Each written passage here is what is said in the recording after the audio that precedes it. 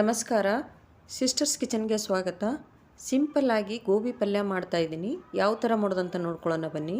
ಒಂದು ಗೋಬಿ ತೊಗೊಂಡು ಕಟ್ ಮಾಡಿ ಬಿಸಿ ನೀರಿಗೆ ಹಾಕಿ 5 ನಿಮಿಷ ಸ್ವಲ್ಪ ಉಪ್ಪು ಹಾಕಿ ಬೇಯಿಸಿಟ್ಕೊಂಡಿದ್ದೀನಿ. ಒಂದು ಸ್ಟೇನರ್ಗೆ ಹಾಕಿ ಅದರಲ್ಲಿರುವಂಥ ನೀರೆಲ್ಲ ತೆಗೆದಿದ್ದೀನಿ.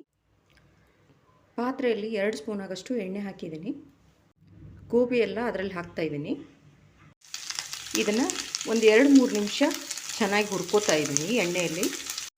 ಗೋಬಿಯನ್ನು 2-3 ನಿಮಿಷ ಹುರಿದಿಟ್ಕೊಂಡಿದ್ದೀನಿ. ಇನ್ನೊಂದು ಪಾತ್ರೆಯಲ್ಲಿ ಎತ್ತಿಟ್ಕೋತಾ ಇದ್ದೀನಿ. ಅದೇ ಪಾತ್ರೆಯಲ್ಲಿ ಒಂದು 2-3 ಸ್ಪೂನ್ ಆಗಷ್ಟು ಎಣ್ಣೆ ಹಾಕ್ತಾ ಇದ್ದೀನಿ. ಸ್ವಲ್ಪ ಸಾಸಿವೆ ಜೀರಿಗೆ ಹಾಕ್ತಾ ಇದ್ದೀನಿ. ಸಾಸಿವೆ ಎಲ್ಲ ಸಿಡಿತಾ ಇದೆ. ಸಣ್ಣದಾಗಿ ಕಟ್ ಮಾಡಿ ಇಟ್ಕೊಂಡಿರುವಂಥ ಈರುಳ್ಳಿ ಹಾಕ್ತಾ ಇದ್ದೀನಿ. ಈರುಳ್ಳಿ ಎಲ್ಲ ಕಲರ್ ಚೇಂಜ್ ಆಗಬೇಕು. ಈರುಳ್ಳಿ ಎಲ್ಲ ಕಲರ್ ಚೇಂಜ್ ಆಗಿದೆ. ಸಣ್ಣದಾಗಿ ಕಟ್ ಮಾಡಿ ಇಟ್ಕೊಂಡಿರುವಂಥ ಟೊಮೆಟೊ ಹಾಕ್ತಾ ಇದ್ದೀನಿ.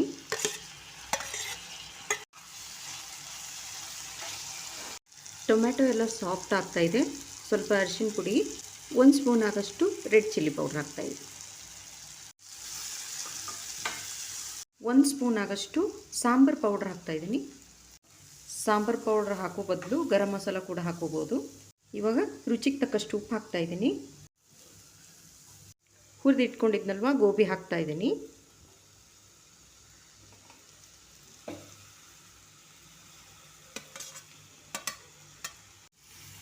ಎಲ್ಲ ಚೆನ್ನಾಗಿ ಮಿಕ್ಸ್ ಮಾಡ್ಕೊತಾ ಇದ್ದೀನಿ.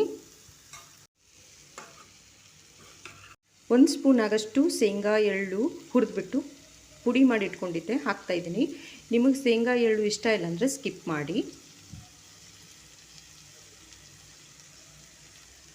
ಈ ಶೇಂಗಾ ಎಳ್ಳು ಪುಡಿ ಹಾಕೋದ್ರಿಂದ ಟೇಸ್ಟು ತುಂಬ ಚೆನ್ನಾಗಿರುತ್ತೆ. ಸ್ವಲ್ಪ ಕೊತ್ತಂಬರಿ ಸೊಪ್ಪು ಹಾಕ್ತಾ ಇದ್ದೀನಿ. ಅರ್ಧ ಕಪ್ ಆಗಷ್ಟು ನೀರು ಹಾಕ್ತಾ ಇದ್ದೀನಿ. ನೀರು ಹಾಕಿದ ನಂತರ ಒಂದ್ಸಲ ಎಲ್ಲ ಚೆನ್ನಾಗಿ ಮಿಕ್ಸ್ ಮಾಡಿಕೊಂಡು 5 ನಿಮಿಷ ಕುದಿಸ್ಕೊತಾ ಇದ್ದೀನಿ. 5 ನಿಮಿಷ ಆಗಿದೆ. ಸ್ಟವ್ ಆಫ್ ಮಾಡ್ತಾ ಇದ್ದೀನಿ.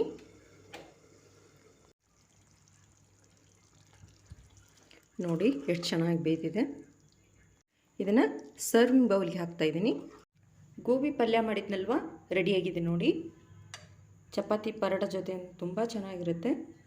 ತುಂಬ ಚೆನ್ನಾಗಿ ಬಂದಿದೆ. ನೀವು ಒಂದ್ಸಲ ಈ ಥರ ಟ್ರೈ ಮಾಡಿ. ಇಷ್ಟ ಆದರೆ ಕಾಮೆಂಟ್ ಮೂಲಕ ತಿಳಿಸಿ.